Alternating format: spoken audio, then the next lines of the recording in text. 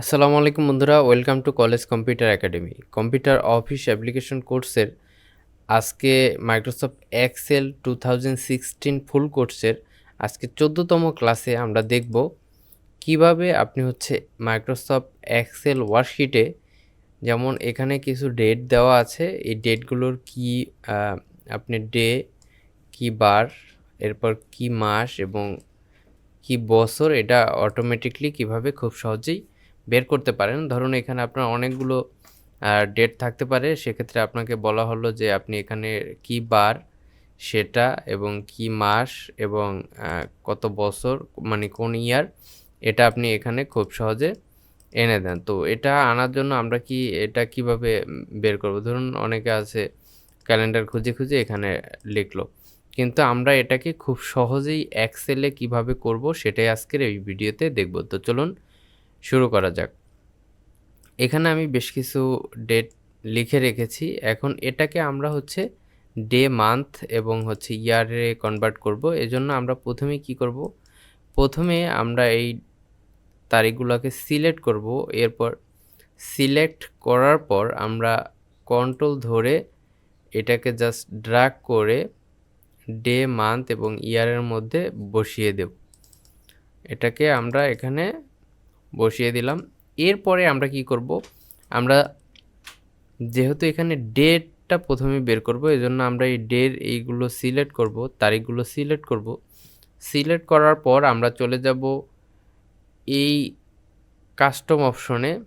এখানে দেখুন কাস্টম, এখানে অনেকের নাম্বার থাকতে পারে, সেক্ষেত্রে আপনারা এই তীরে ক্লিক করবেন। ক্লিক করার পর চলে যাবেন মোর নাম্বার ফর্মুলা অপশনে।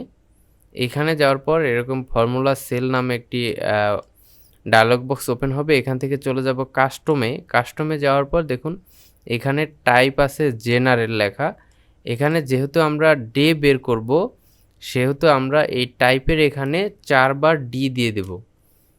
এরপর আমরা যখনই ওকেতে ক্লিক করব, দেখুন আমাদের এখানে কিন্তু বারগুলো চলে আসতেছে। এখানে প্রথমে মাস, এরপরে তারিখ, এরপরে সাল। নর্মালি এক্সেলের তারিখগুলো এইভাবে হয়। তো এখানে কিন্তু সানডে, স্যাটারডে এগুলা চলে আসতেছে। এরপরে আমরা মাসের নাম বের করব। এটার জন্য আমরা এই মাসের এই অপশনটা সিলেক্ট করব। সিলেক্ট করার পর আমরা সেম চলে যাব এখানে। এখান থেকে এই অপশনে ক্লিক করে আমরা নিচে মোর নাম্বার ফর্মুলাসে চলে যাব। এখান থেকে এরকম আবার সেম একটি ডায়লগ বক্স ওপেন হবে। এখান থেকে আমরা চলে যাব কাস্টমে। কাস্টম থেকে যেহেতু আমরা মাসের নাম বের করব, এজন্য 4 বার আমরা এম দিয়ে দেব। এরপরে আমরা যখনই ওকেতে ক্লিক করব, দেখুন আমাদের এখানে কিন্তু মাসের নামগুলো অটোমেটিকলি চলে আসতেছে।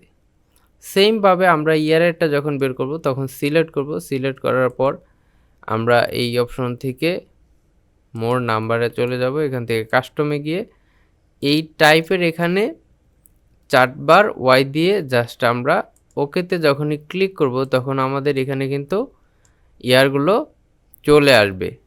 তো এভাবে আমরা কিন্তু খুব সহজেই এই কোনো তারিখ থেকে ডে, মান্থ এবং ইয়ার বের করতে পারি। এখানে আপনি একটা বিষয় খেয়াল রাখবেন, যখনই আপনি ডেটটা বের করবেন তখন ডে দিবেন এবং মান্থেরটা বের করলে এম দিবেন 4 বার এবং ইয়ারেরটা বের করলে ওয়াই দিবেন। তো এভাবে দিলে আপনার কিন্তু খুব সহজেই এটা বের করতে পারতেছে।